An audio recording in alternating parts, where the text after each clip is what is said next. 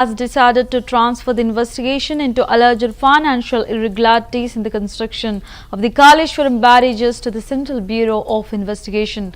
Chief Minister Revanth Reddy announced the move following a detailed 9-hour discussion in the Assembly on the Justice P.C. Ghosh Commission report. The report highlighted serious lapses including negligence, deliberate suppression of facts and planning failures in the construction of 3 major barrages, with central agencies like WAPCOS, PFC and REC involved in the project's design and financing. The government believes a CBI probe is appropriate. The Assembly, with the Speaker's approval, passed a resolution to initiate the investigation, aiming for a transparent and accountable inquiry.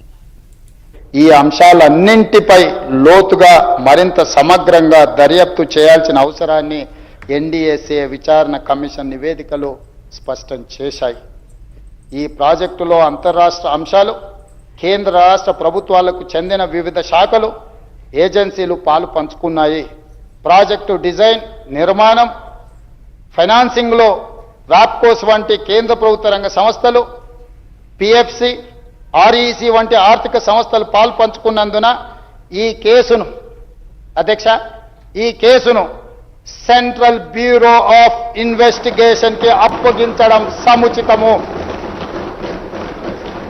అందుకే ఈ case దర్యాప్తును central bureau of investigation కు అప్పగించడానికి సభ నిర్ణయం తీసుకుంటున్నది తమ అనుమతితో. అధ్యక్ష,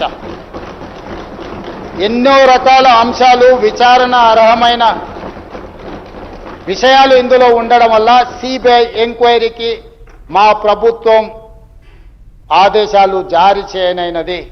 ఈ సభ దీన్ని ఏకగ్రీవంగా ఆమోదించి సిబిఐ ఎంక్వైరీలో ఊరు పేరు అంచనాలు మార్చి దోచుకున్న వాళ్ళందరినీ శిక్షించడానికి అవసరమైన నిజాయితీతో కూడుకున్న విచారణ జరగాలని ఆశిస్తూ ఈ అంశాలన్నింటిపై లోతుగా మరింత సమగ్రంగా దర్యాప్తు చేయాల్సిన అవసరాన్ని ఎన్డీఏసీ విచారణ కమిషన్ నివేదికలు స్పష్టం చేశాయి.